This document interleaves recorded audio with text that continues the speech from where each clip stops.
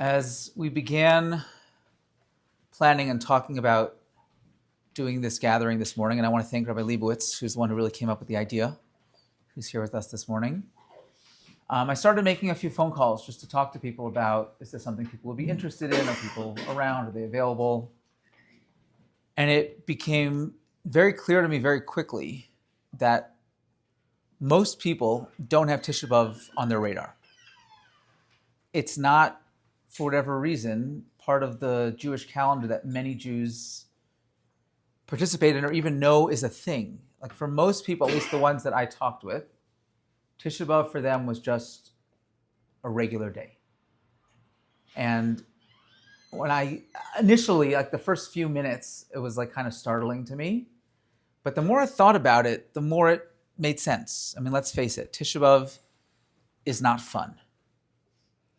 And in a society that we live in that more and more embraces this avoidance culture where we're told that any feelings that are not positive, we want to, as quickly as possible, get rid of and stifle and change and move on from.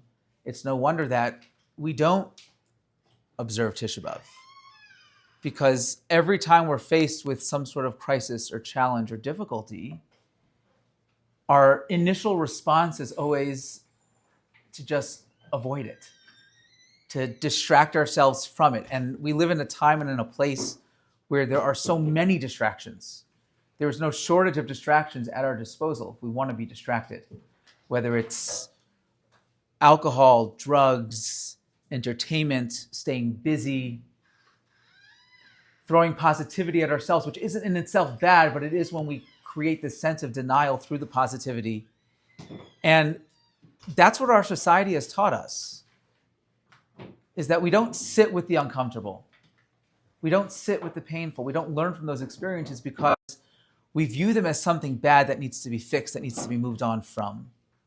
And Tisha B'av is this annual reminder that no, part of the process of healing, part of the process of growing is sitting in that discomfort, is sitting with that pain, is sitting with that discomfort, I think is the best word we can use to describe it. It's that sense of things are not right.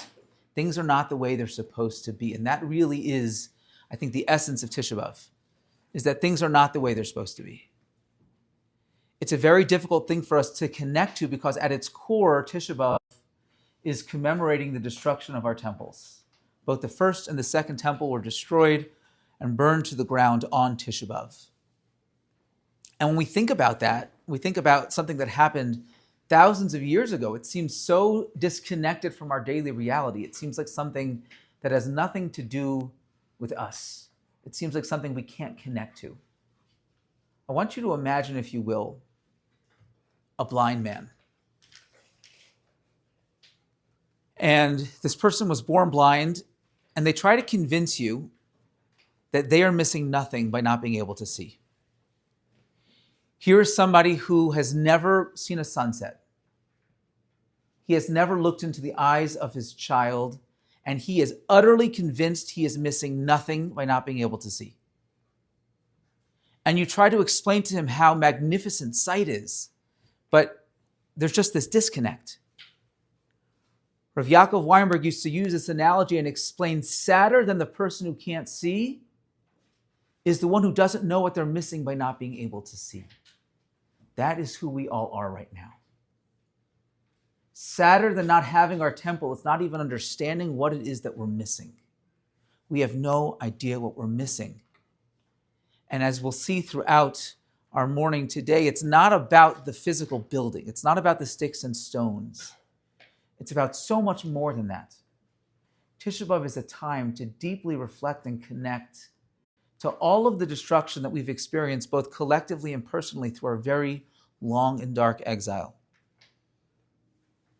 Right after the 1967 war, towards the end, when the Kotel, the Western Wall, finally came under Jewish control for the first time in 2,000 years. And it was a very emotional experience, as you can imagine. We finally have control of our holiest place. And in the back of we are used to the Kotel. We go there, there's a huge plaza, but then it was a tiny little alleyway. Right in the back, there were two soldiers that grew up together, Igal and David. And David is crying uncontrollably. And his friend Yigal, who's known him since he was a little child on the kibbutz, says, David, why are you crying? I've known you my whole life. You and I come from the same place. You know as well as I do that this place has no significance to us. Atalot dati, you're not religious. You don't have any connection to this spiritual thing. Why are you so moved by the Western Wall? Why are you so moved by the Kotel? And he looked at his friend, barely able to get the words out, with tears soaked in his eyes, and he said, I cry because I don't know why I should cry. Tisha B'av is a time we sit on the floor, we cry. We cry for the destruction of the temple. We cry for the Crusades. We cry for the Holocaust. We cry for October 7th. We cry for the hostages that are still in Gaza today. And if we can't be moved to cry for any of those things, then we cry because we just don't know why we should cry. It's important to just put out there, when we take trips to Israel and we take people to the Western Wall, and at the beginning, the very first few trips that we did, we framed it in a way that this is the most moving, inspiring experience. You're going to get to this wall and you're not just going to touch its stones, but it's going to touch you, and it's going to pierce deep into your soul, and you're going to feel this sense of belonging and this sense of being home in a way that you never have before. And I would say most people feel that, but some don't, and that's also okay. And we stopped giving that introduction because when we did, people felt like something was wrong with them if they didn't connect in that way. So I want to say that we should all, as we go through the experience of Tisha B'av, be open to be moved, be open to shed a tear, be open to make changes that will hopefully make sure that next year we're not sitting on the floor experiencing Tisha B'av. But at the same time, know that if that's not your experience, that's also okay. So, Should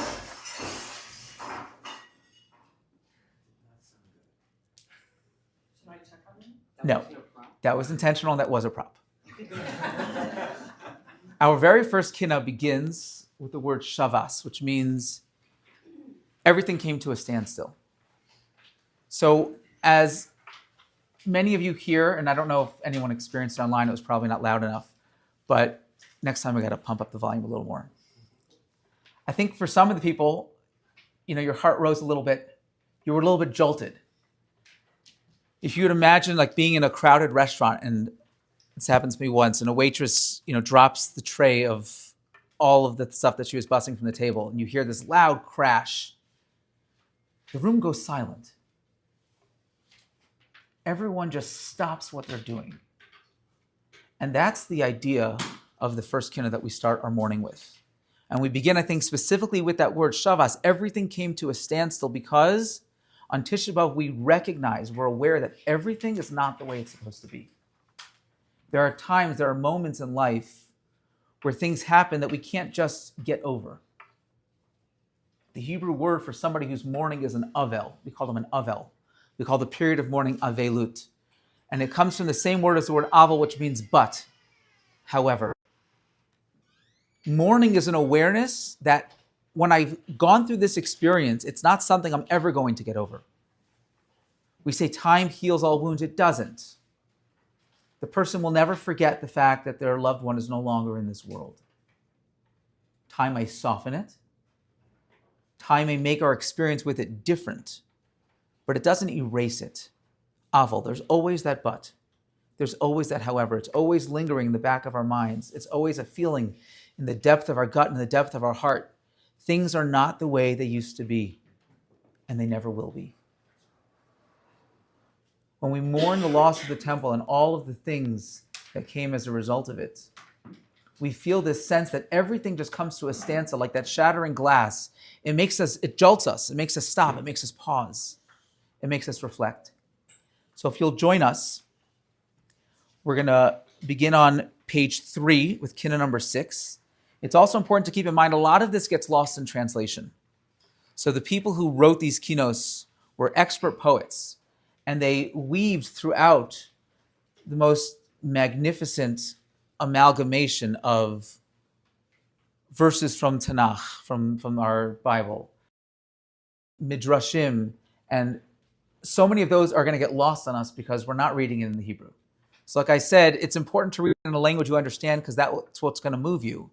But we should also know that we're missing a lot because we don't get the full picture when we're not reading it in its original. I tried as best as I could, because I knew we were going to be doing this in English, to translate these in a way that would feel readable, that they would feel as if they were written for you in English, not a translation of something that was in Hebrew.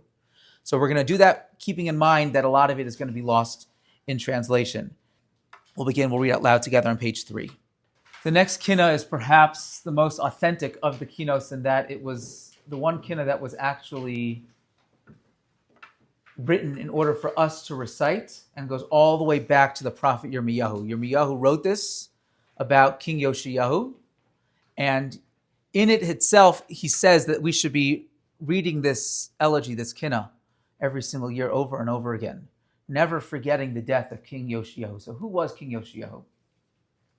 Let's rewind a little bit to King Chizkiyahu. King Chizkiyahu was a very righteous king, and he saw prophetically he was going to have evil descendants, evil children. And so he decided he was never going to marry, he was never going to have children. But Isaiah tells him that he doesn't have that option. It's not up to him to look into his future and decide what is meant to be, and that he has a destiny. And he has to make sure that he does what he can, and he does his part. So he does, and he has a child who ended up being the evil King Menashe. The evil King Menashe had one of the longest reigns of a Jewish monarch, I think the longest reign of 55 years. And throughout his reign as king, he introduced idol worship throughout the land. It wasn't new to the Jewish people, but he certainly not just made it okay, but he encouraged the practice of idolatry. And he himself served idols, and throughout his reign, idol worship was rampant throughout the people of Israel. And as you can imagine, that is not what God wanted for a Jewish king. That's not what he wanted for a Jewish people. And when he dies, his son takes over, also not so great. His son Ammon takes over, and he as well follows in the ways of his father and continues in his idolatrous ways. Ammon dies, so he leaves his son, who's only 8 years old, to become king. And King Yoshiyahu, for those who remember, like the sword and the stone, right? He becomes king at the young age of 8. And he begins to learn about his people, and begins to learn what happened. And one day, as they are renovating the temple, they find the original Torah scroll that Moses wrote. And they see that it's opened up to the part that talks about the tochacha, the curses that will befall the Jewish people. And it shakes him up. And he is so shooken up that he is committed to lead a renaissance in the Jewish people, and he does. He creates this teshuvah movement, this movement to bring people back to Jewish practice, to get rid of idolatry. And he begins to spread this message throughout the land, and before you know it, things are turning around. And the prophet tells him that even though, because of the evil ways of his father and grandfather, it's been decreed that the temple will be destroyed, this movement has the ability to avert that decree. And perhaps the temple doesn't have to be destroyed. And as all of this is happening, Paro Necho, who was the Pharaoh of Egypt, who was actually an ally at the time, asks permission to cross through the land of Israel to get to the north, to Assyria, to their enemy that they're fighting. And King Yoshiyahu says, no, I won't let you pass. Why not? Because the verse in the Torah tells us that as long as the Jewish people are doing what they're supposed to do, a sword will not pass through the land of Israel, even peacefully. And King Yoshiyahu was convinced that the Jewish people were doing the correct thing, that they had abandoned their idolatrous ways, idols were gone, and therefore he said, even peacefully you cannot enter in the land of Israel.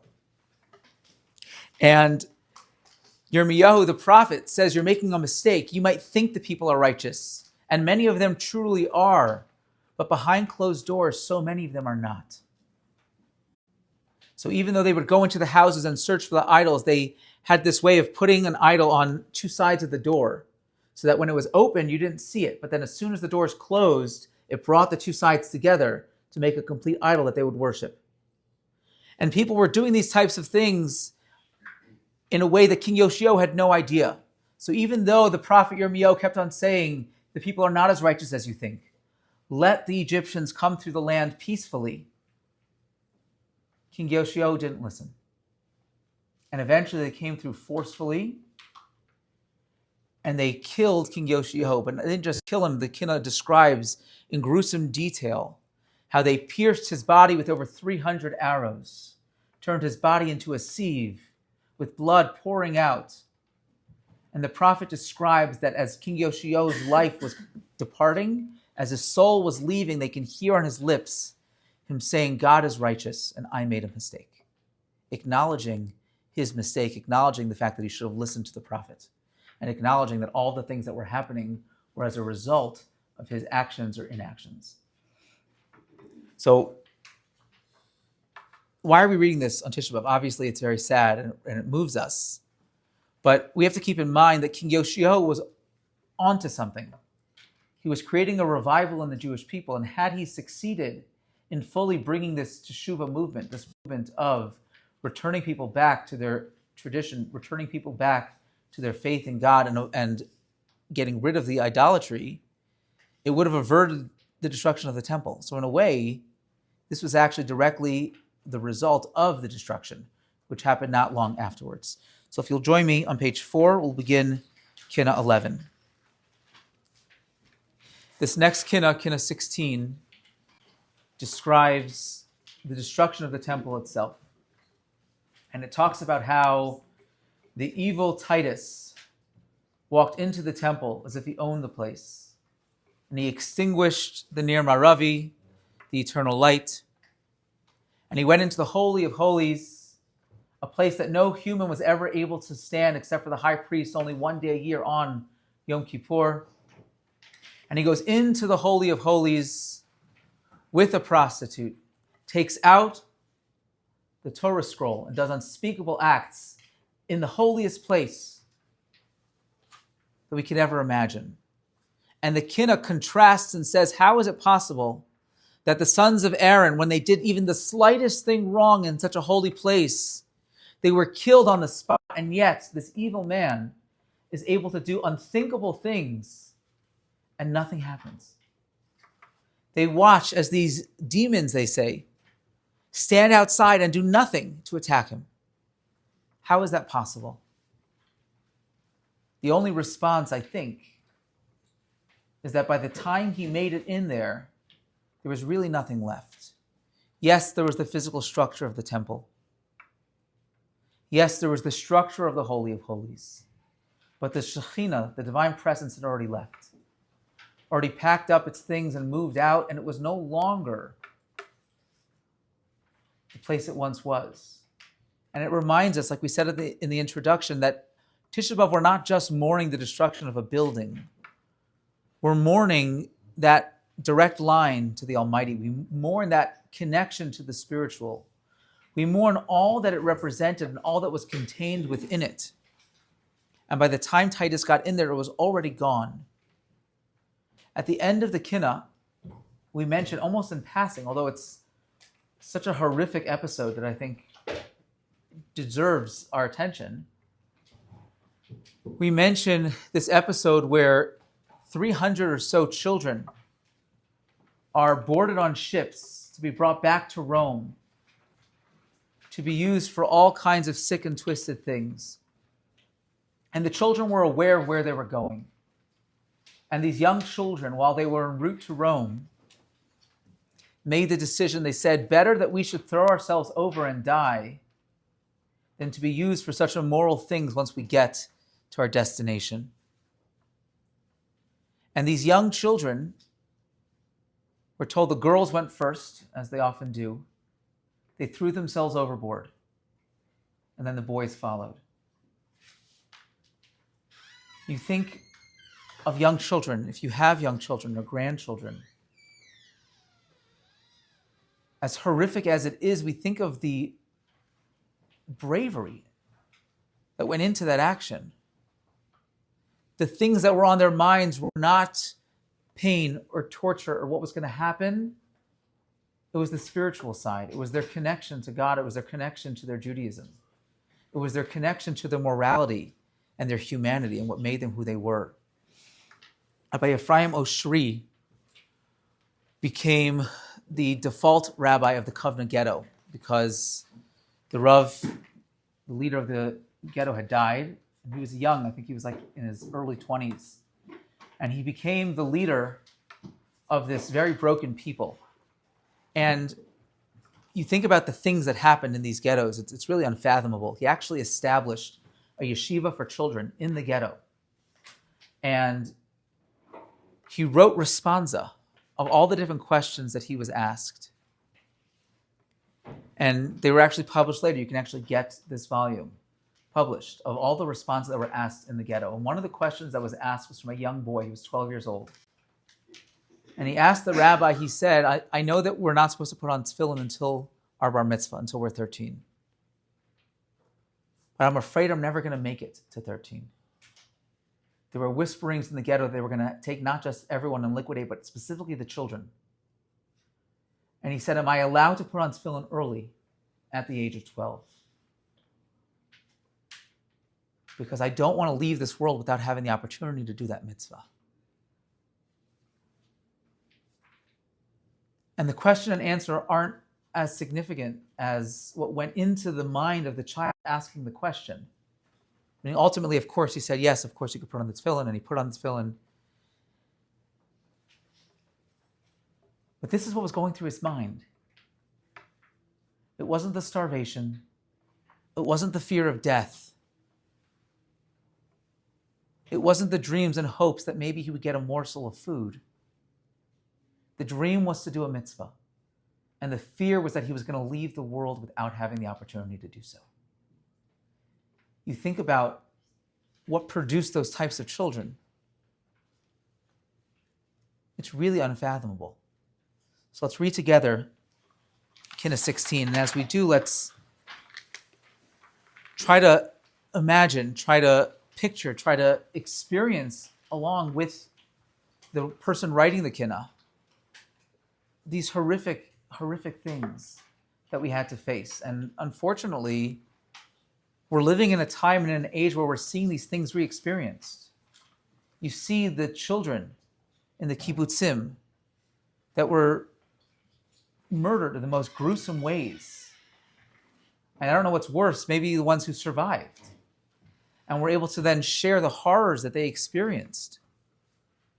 Children that were brought into captivity in the most horrendous conditions.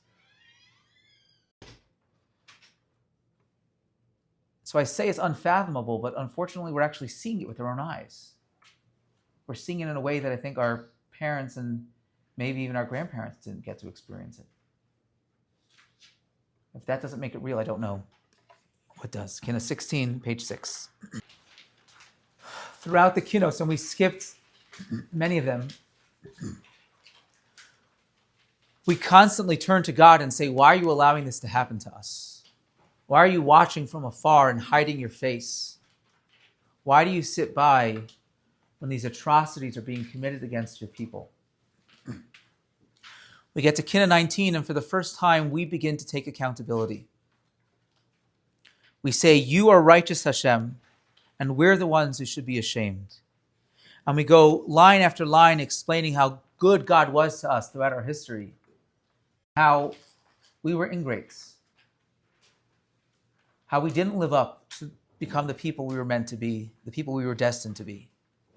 And for the first time in this service, we actually take accountability. And we say, part of this is our fault. And that's actually a very empowering thing. Because when we acknowledge that we were somewhat to blame, what we're saying is we have the power and the ability to turn things around. And if one thing I hope you get out of the kinnos, especially as we leave at the end, is as sad as they are, and as much as we read about destruction, we're supposed to leave this experience with a sense of hope. A sense of hope in the ultimate Jewish story, a sense of hope in our Creator, a sense of hope in ourselves. And when we begin taking accountability for our actions, when we acknowledge the fact that we are to blame for all of our destruction, then there's a chance, because then we're empowered to do something about it. We're told that one of the primary reasons why the temple was destroyed was because of sinat chinam, baseless hatred. Because as a people, we couldn't get along. And we're told the one thing we need to do to get out of this mess, the one thing we need to do on a cosmic spiritual level to ensure that we no longer live in a world of pain, a world of tragedy. We no longer have to experience the October 7th and the Holocausts and the Crusades. All we have to do is get along. And we can't even do that. We don't. Yeah, Goldie. Who needs to get along? The Jewish people. Just the Jewish Yes. people. We ourselves, as the Jewish people, have a destiny. And part of that destiny requires that we be one, we be united, that we love each other. And it seems like it's so simple. All we have to do is love each other. The Beatles were right. All we have to do is get along. And yet, for some reason, we find it so hard. It's almost as if we have a challenge and we know what the answer is. We know what we have to do. We know what the recipe is, and yet we still can't figure this out. After all of these years, why are we still here? Why are we still sitting on the floor? Why are we still going through the experience of trying to figure out why we can't get along? Why we constantly focus on what divides us instead of what brings us together? We constantly fail to recognize that we may look different, we may vote different, we may act different, but we are one people, one family. And all we have to do is learn to love one another. All we have to do is learn to get along. I think if we want to be empowered, that's what this kinnos is all about. This is the kinnos of empowerment. We have not lived up to what we know we could have been, and that means we have the ability to do something different starting today. Starting today, what are you going to do to make sure that you express your love to a Jew that is different from you in a way that we can slowly build the third temple, that we can bring an end to the hardship, an end to the pain? Join me on page 8, kinnos 19. The next kinnos, number 21, shifts our focus from the destruction of the temple to the 10 martyrs. So at the beginning, there was no Roman persecution. The Romans figured if we destroy the temple, that will be the end of the Jewish people. Who are the Jewish people without a temple? But they learned very quickly that they were wrong, because we were not defined by the temple, by the physical structure. What defined us as Jews was our connection to the Torah. And he didn't get rid of that. So yes, they may have destroyed the buildings. They may have sent many of our people into exile, but as long as we have the connection to that Torah, we're eternal. And there's nothing they can do about it.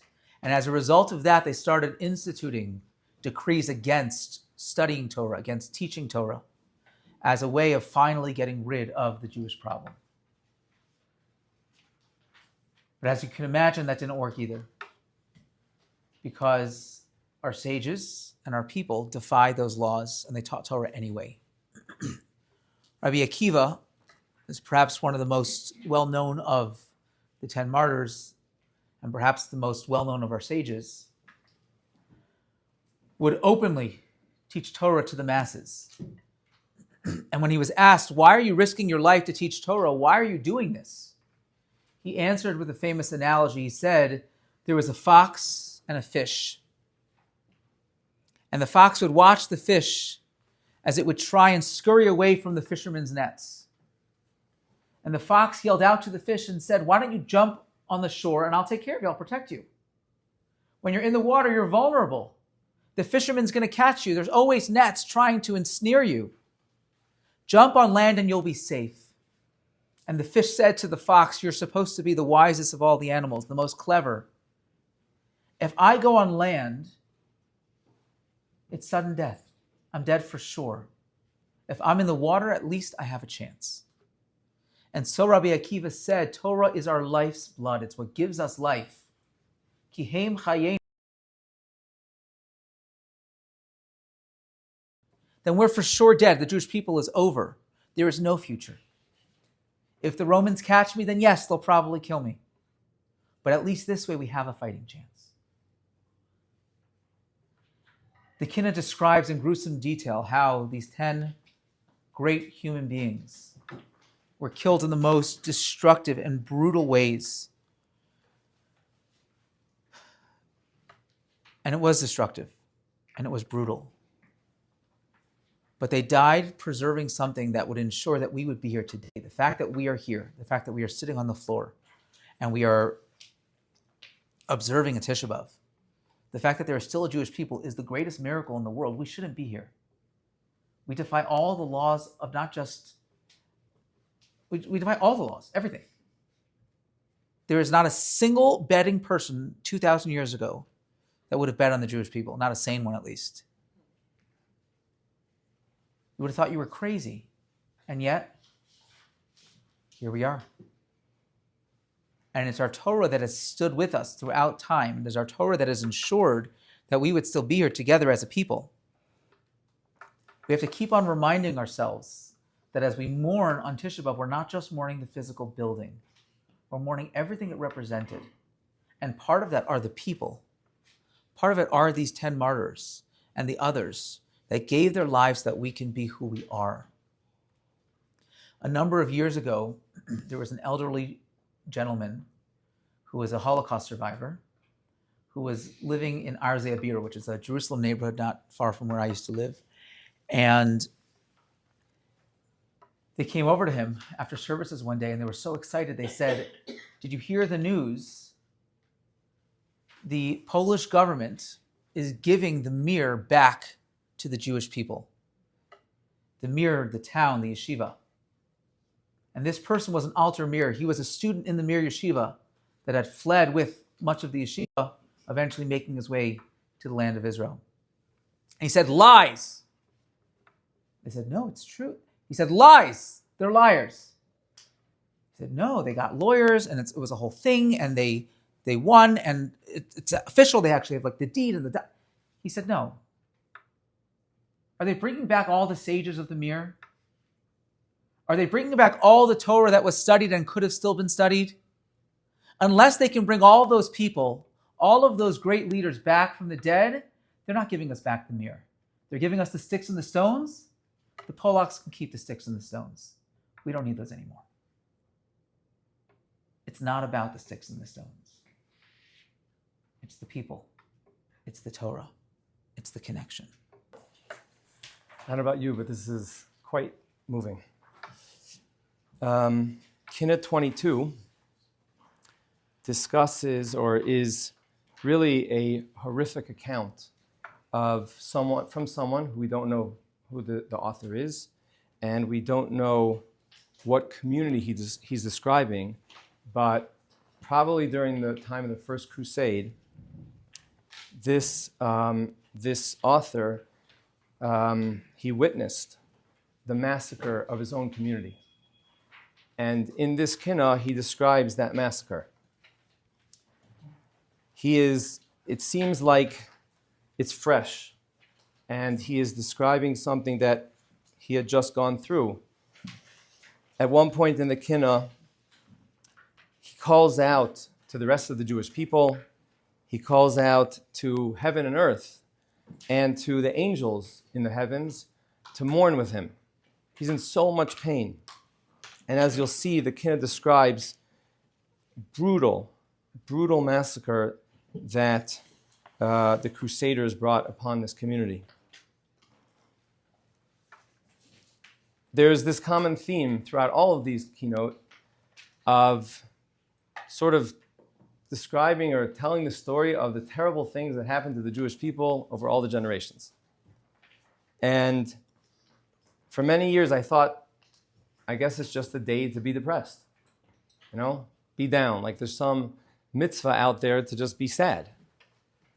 But we're all productive people. We're all practical people, and we don't like to waste our time. And we don't want a day to go by that we aren't being productive. So what's the point of today? Or what's the point of just telling stories of terrible things that have happened to us over all the generations? Is there something that we can gain from this? Is there something that we can take away for ourselves? Are we just mourning the past?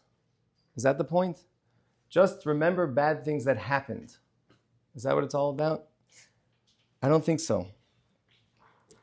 I think the point of mourning is actually to mourn the present. It's to get in touch with today, where we are at today. And unfortunately, it's very easy, it's very easy to get used to, to get accustomed to terrible things happening to the Jewish people. To the point that we almost become numb to it. God forbid. And the point of mourning is a bit of a shake-up. It's waking us up. The word that we constantly use, and we read Lamentations last night, the word that we use throughout the day is echa. Echa means how. And it's not a practical question of, so how did it happen? What exactly went on?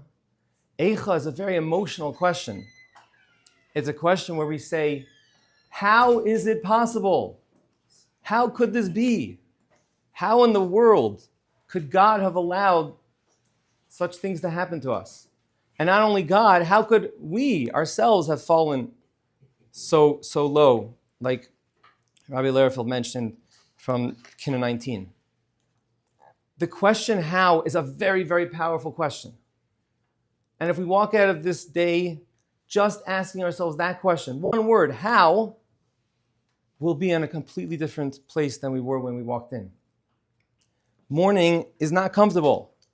It's not something that we like to do. Everyone over here like to sit on low seats on the ground and sit with solemnness? No, it's really not enjoyable.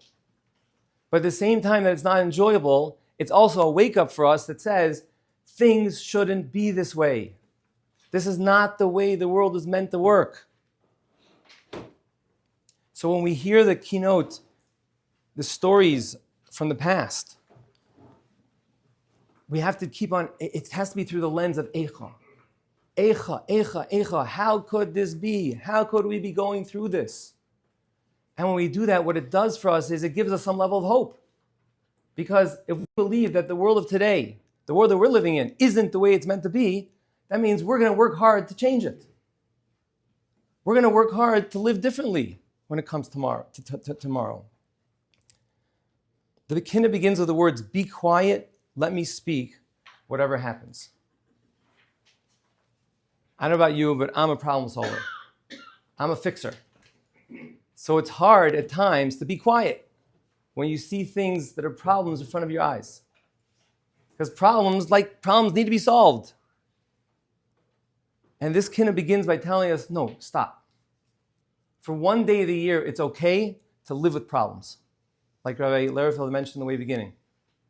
Sometimes having a powerful question, like how could this all be? How could it all happen? Almost like a rhetorical question that does not have an answer to it, is better than getting answers. Because when you have answers, you put everything to rest. We're good, we can now move on. God doesn't want that, at least for one day of the year. One day of the year, he wants us to keep on asking the question from the morning till evening. How could this be? How could Jewish blood be spilled like water, as we'll see in this kinnos? How could that happen? How is it possible? That how, just sitting with that how, is what's going to give us so much energy and so much power moving forward tomorrow, not today. Let's read kinnos 22 together. We turn now to page 14, kinnos 31. Kinnos 31 continues in this theme that mourning is the pain, the feeling that comes out when we see a contrast between the way things could or should be and unfortunately the way things are. Kinnos 31 discusses two exoduses the Jewish people went through. On the night of the Seder, we celebrate the exodus that we're all familiar with. And that exodus is, of course, the exodus from Egypt. But the Jewish people experienced a second exodus, unfortunately, and that was the exodus from Jerusalem. And yes, it's the same word, exodus, but what is the contrast? In this kinnos, we contrast how it was when we had the exodus from Egypt versus when we exited Jerusalem. What's the contrast between the two? And this really, on some level, goes a little deeper than the last kinnos that we read, which had to do with Jewish blood being spilled like water. This really goes to the crux of the identity of the Jewish people to begin with. Because when we exited, or when we had the exodus from Egypt, it wasn't just like, yay, we're free from the Egyptians. And now we have a new future ahead of us. Actually, when the Jewish people left Egypt, they were born. They now came into existence. And when they were born for a purpose, for a destiny. We were on a path. And what was that path? To be a place on earth where God could reside. A nation whose existence reflects or bespeaks something higher.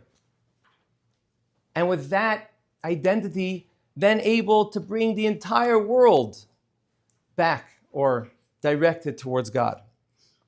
And when the Jewish people left Egypt, God threw upon us, He heaped upon us many, many spiritual gifts as we left.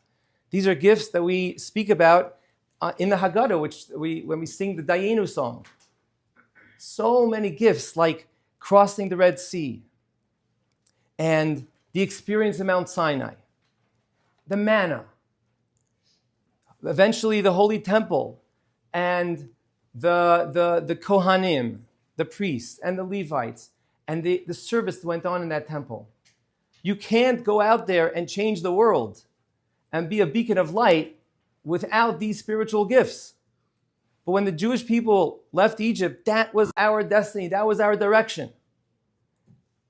We felt purpose, we felt meaning, we felt like, yes, we could do it. And then we have the exodus from Jerusalem. The exodus from Jerusalem goes the other way. The exodus from Jerusalem means God takes away all of those spiritual gifts that we had. And now we're left lost and empty-handed, really. In a world that we live in today, which on one hand is a very, very beautiful world. On the other hand, is a very dangerous world. And now we, with our identity that we acquired when we left Egypt, feel the tension that we can't actualize who we really are meant to be. And that's what this kinnos bemoans or laments. Like I mentioned in the last kinnos, kinnos 22, when we sit in the tension between who we could be or who we're meant to be and where we're at right now, that creates spiritual energy for us to move forward. When we sing this, we're going to sing this kinnos. When we sing this kinnos, let's take to heart all of the God-given gifts that we received and how we're yearning for them to return to change our lives and to change the world around us. Yeah. Okay, so we're entering a new part of the kinnos, and I think this has a lot of relevance, but at the same time, we could take out a lot more from this, which is our two kinnos are going to be the Holocaust kinnos and this page, on what page is page 384 and 386. Sorry, 17 and 19. My phone was blocking it. But this one quick introduction, you're gonna do the 12%, right? Okay. Fine. So I'm going to introduce both kinnos together, and really the concept is going to be the conversation of the Holocaust. This is an introduction to the morning of Tisha B'av, the morning, not morning, but it's also morning, but morning of Tisha B'av is, if we mourn something, it means we're still connected to it. And a place of joy that we could take out of this activity that we're doing this morning is that the very fact that we are still connected means that there's still something to love, and there's someone that loves us. And that's a little bit of a hard introduction to a Holocaust kinnos. But it should be said, and it's absolutely true. So if you know me, I got many traits from my mother, but one of the positive / negative traits I get is I like to challenge people. And 13 years ago, I was invited to join a Holocaust fellowship. And the leader of the Holocaust Fellowship was a man, Rabbi Klein. Actually wrote an excellent book on anti-Semitism. But I asked him, I said, what's so great about the Holocaust? I mean, every year, I didn't do it in camp like Rabbi Lehrfield, but I grew up every year sitting at Tisha B'av, many, many stories. And I believe in 1933, at that point, they were saying all the stories that we maybe have said on this kinnos. Every Tisha B'av. The Spanish Inquisition was pretty bad too, right? The destruction of the temple was pretty bad. We've been murdered, the Crusades. So what's special that we should spend so much time studying the Holocaust more than any other history of the Jewish people? And he answered me, which I think was right, is that the Holocaust was the first absolute destroying of the Jewish people that we actually have footage of, we have documentation of, we can relate to it more. It can be used as a springboard, but we don't know. We have a few accounts of the Spanish Inquisition. We have a few accounts of the Crusades. But this is the Holocaust, and we could relate to it because many of us know people or have known people that went through the Holocaust, and we could have that conversation. And so he said it's a worthwhile study to do so that we could understand the history of Jewish people. And when we speak about the Holocaust, there's actually two Holocausts that have happened in the last 100 years. We know of one. We're very well aware of the one. Never forget, of course, right? The Holocaust. There's another Holocaust. There were 6 million Jews who were killed because they're Jew, but there's over 6 million Jews in the last 100 years that have chosen to leave the Jewish people. And that's a pretty bad Holocaust too. They've chosen by themselves to leave. And that's hurts. That's suffering. So we did this tour in Poland with this group. And on Shabbos, Erev Shabbos in Krakow, I'm going to describe a scene quickly. We were around 300 religious-looking Jews. And we were walking to the main shul in Krakow. And as we're walking, it's Friday night as Shabbos comes in. We're walking this way, and there's literally thousands of Jews walking against us. So we're walking against traffic of thousands of Jews in Krakow, believe it or not. Well, I'll tell you in a second why they were there. And they're all walking the other way. And they don't look very religious, and we're literally trying to get through the crowd to get to shul. And there was a musical festival, a very famous Jewish musical festival in Krakow every summer.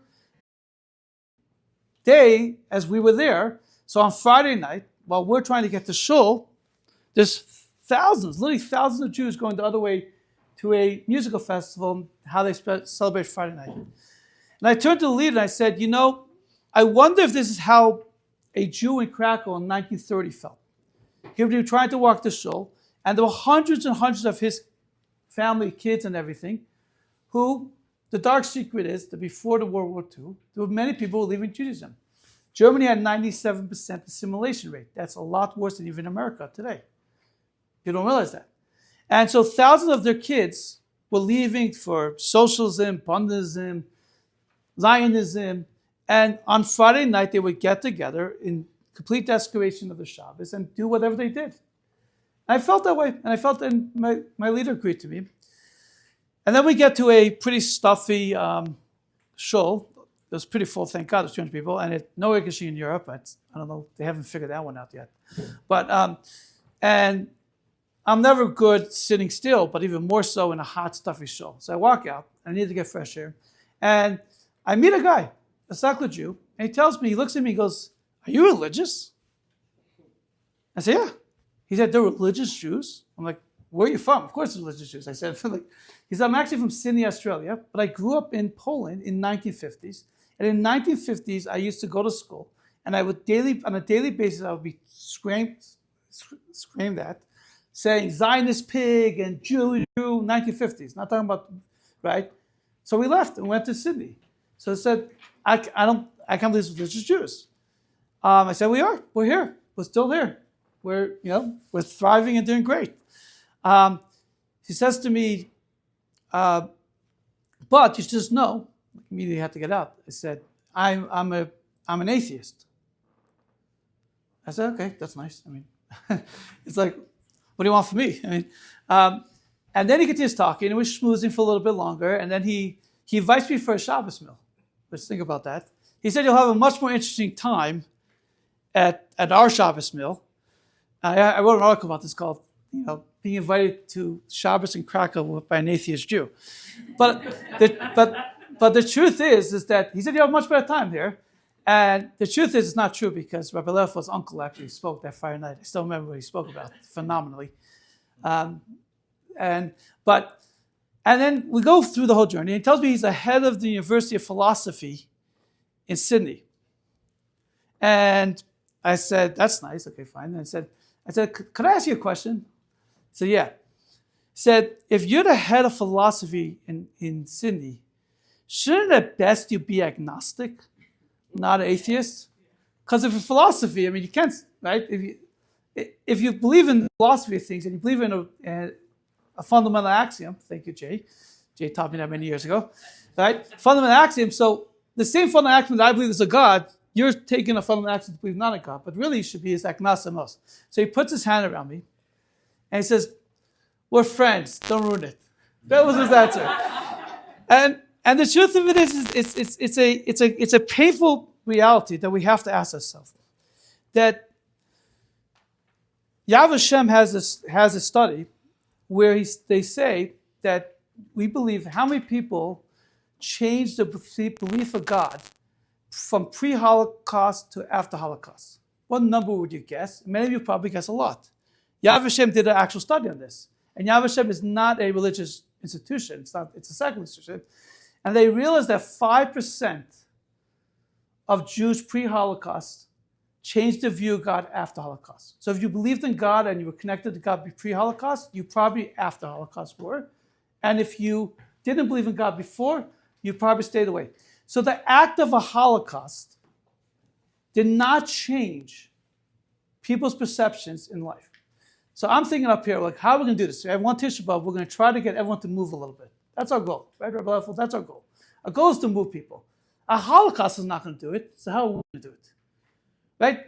So what a person believed in before Holocaust, went through the whole Holocaust, if you believed in God, he still believed in God. If you didn't believe in God, he still didn't believe in God. 5%, that's not a big number. So what are we going to do about this? How are we going to do this? So I want to point out something. And I think that this is, we had my son-in-law, I spoke about this yesterday a little bit, but my son-in-law's parents, so I guess my daughter's in-laws, make it easier, they run a school in Lakewood, New Jersey. It's called Mayan, and it's a school for girls that had real trauma in their life. We're talking about bad trauma. We're not talking about, the iPhone fell into the lake. They had real trauma in their life, and they had 30 girls there. And some of the girls came to my house for Shabbos. And I spoke to them. And I said, girls, you have every reason in the world to blame everyone for everything. You have every right. You can blame God even. Tell them, blame God. It's okay. Blame your parents. Everything negative that happened in your life and everything that you haven't accomplished, you have a lot of reason to blame. But I want to ask you a favor. I want you to, on Tisha B'av morning, spend whatever time it is, and blame one thing that you haven't accomplished in life, that you're holding you back, on yourself. Say, if I would just do this, if I would just do that, if I would just pick something and do it, right? If I would take responsibility for it, then I would change my life. Tisha B'av is a tremendous opportunity for us to say that we could blame a lot of things. We our education, what our background is, and everything. But if our opportunity is lost, if we don't take the opportunity and say, what thing is missing in my life, what thing that holds me back, that's my fault. And if I do that, I will be able to create on a yearly basis a movement closer to God, closer to what I want to accomplish in life. When you are shooting on all cylinders, when things are good in your life, man, they're good. But how quickly they go bad if we're just faking ourselves out. And the one last thing I just want to say, because as someone who has studied the Holocaust for many years, this is not a probably going to be a popular take, and I apologize. It's not going to be a political take, so don't worry about that. I left us getting nervous. I just want to point out something, and it's very important to understand this. It does not take away one bit the absolute pain and tragedy of October 7th. But in the Holocaust, in 3 months, 320,000 Jews were killed. That's 14,600 Jews a day were killed. The comparison, and these words that when people call Holocaust and Nazis and this person and that and everything, is such a lack of understanding of the absolute tragedy of the Holocaust. That's almost 7 times, 8, almost 13, 12 times more than October 7th. So imagine for 3 months straight having October 7th. And it's not to at all take away from October 7th, and for sure the year after people that have died and were suffering. But we have to understand that. We also have to understand who sent the truck, the famous Rabbi Menachem Lehrfield story, right? Donald Trump was almost assassinated. I don't care what you hold of Donald Trump. It doesn't matter. It really doesn't. I really don't care either. I'm not a political person. But we understand that if Donald Trump would have been killed, America would look different. Some of you that'd be good, some of you bad, it doesn't matter, right? Adolf Hitler was assassinated attempt, there's one very good movie on this, probably more than one, almost 40 times. He survived 40 assassination attempts. So when we talk about the Holocaust, we talk about almost a godly intervention that it should happen. And I want to end with, as we say, hope. If God is going to do that to set us straight, can you imagine what God will give us when we're doing the right things? And the miracles, we see the miracles. We're seeing open miracles. So what can we do to this Tisha B'av? Why can we look at the Holocaust and understand that in one night, 800 children were killed in Tarnow? They were taken out from the houses and buried into a forest and shot. It's harsh. It's real. It's true. But also life is real. And God wants so much from us. And what is he looking for us to do on this Tisha B'av?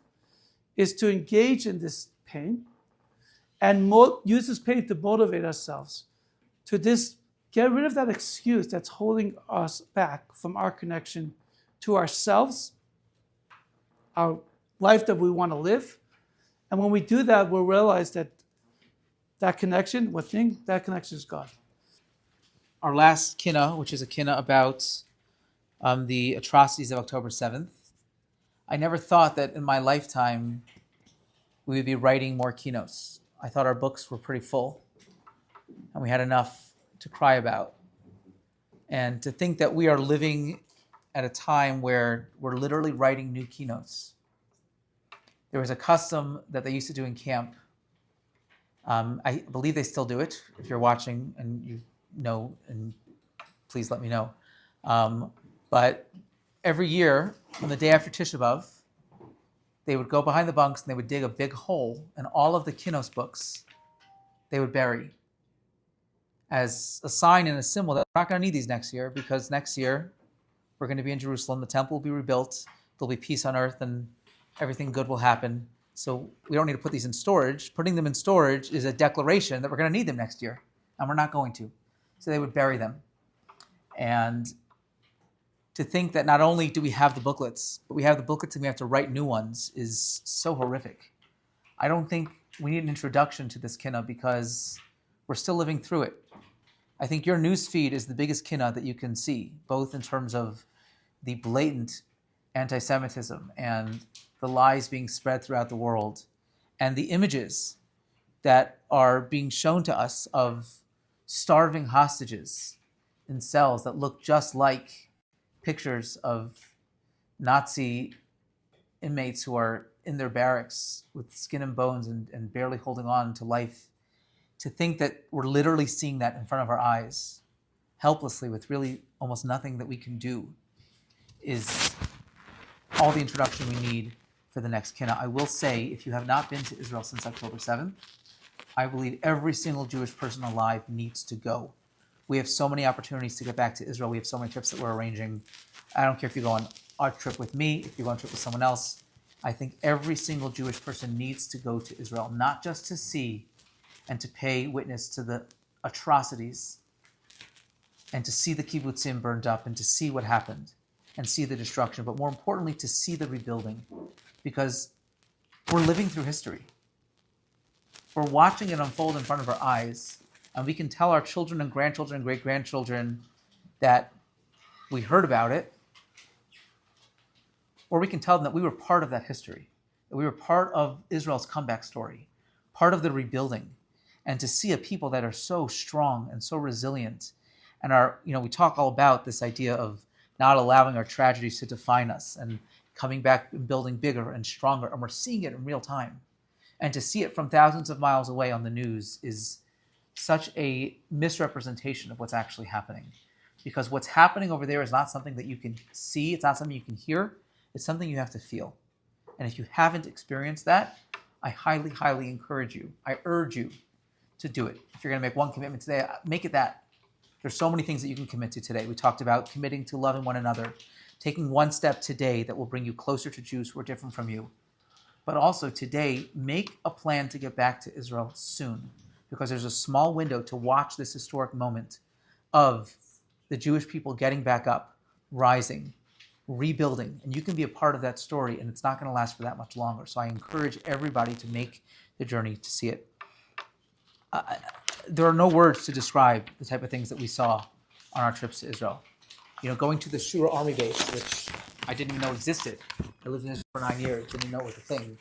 And to go back there and to see what is the rabbinate, the Israeli Army Rabbinate headquarters, so where the rabbinate for the army meets and where they're headquartered. And up until recently, it was a place where they stored Torah scrolls. And it was a really cool place to see the largest, technically it's an Aron Kodesh, it's an ark, because it's a room that houses Torah scrolls, and it houses hundreds and sometimes even over 1,000 Torah scrolls. It's the largest ark in the entire world. It's cool. And that's not what people are going to see right now. It's become one of the world's, if not the world's largest morgues, where you see ice cream trucks, at least when I went there, that were still filled with bodies that needed to be identified. And hearing from people whose job it was to take the bodies out and try to figure out who they were. And hear from people saying, how do we identify a body that doesn't have a head? And the atrocities that were committed, they saw firsthand as they were taking these bodies and giving them a proper Jewish burial. And to hear from the people who literally did that just weeks before, it was so life-changing.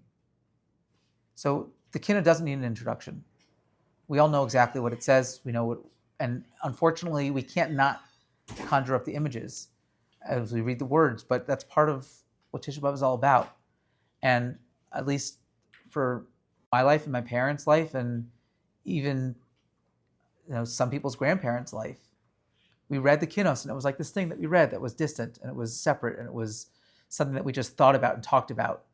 But for us, it's never the same, because now we actually have an image of what that looks like and what it has looked like for the past several thousand years. And we now know what it is that we're trying to change. We know what we need. We know that the world is not the way it's supposed to be. We know that things are bad. But they can get better, and they will get better. So join me on page 22.